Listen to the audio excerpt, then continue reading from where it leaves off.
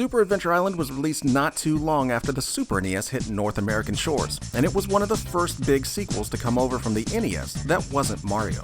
The original Adventure Island was already fairly popular on the NES, with 2 awesome games under its belt. So it was no wonder that there were more than a few fans eagerly anticipating Master Higgins' debut on the Super NES. Unfortunately though, the game was never well received by fans of the NES games. But does that mean it's terrible? Well, let's sit down and see just what Super Adventure Island's all about.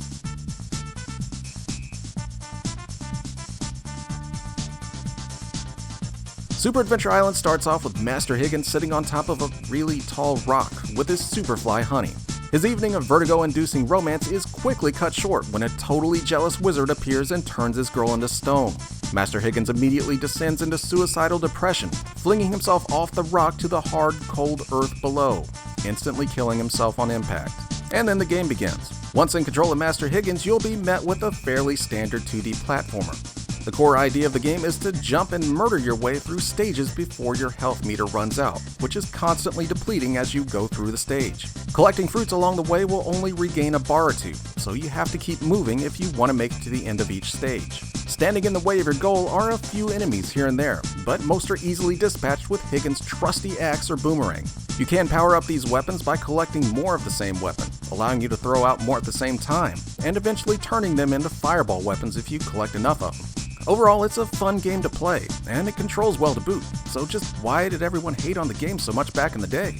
Well, as mentioned earlier, the original Adventure Island already had 2 games on the NES out, both of which offered more and varied gameplay than this brand new next-gen version of Adventure Island.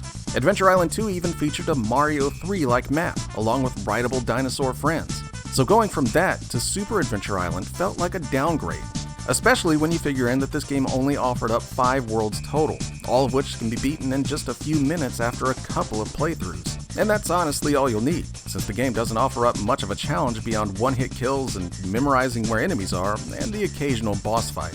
It also suffers from cheap enemy and platform placement, and the axe weapon is all but worthless compared to the boomerang, sometimes forcing you into using it when you've already got a fully charged boomerang. It's just not good enough to stand up against even the first game on the NES, let alone its sequel, and that's really unfortunate, since I personally think the game is entirely enjoyable.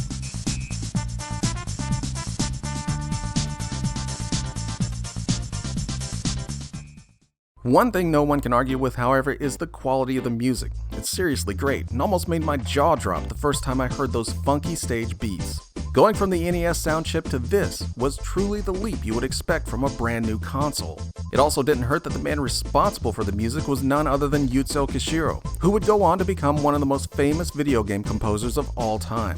If you've never heard of him, you probably know him as the guy that did the legendary Streets of Rage 2 soundtrack. Seriously, look the guy up. His early work on the Super NES and Genesis is incredible.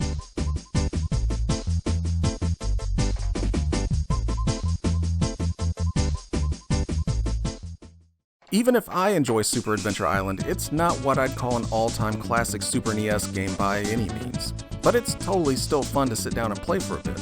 Sure, it can't hold a candle to the NES Adventure Island games, but Super Adventure Island is fun in its own way. It's a fast-paced game and generally doesn't waste your time.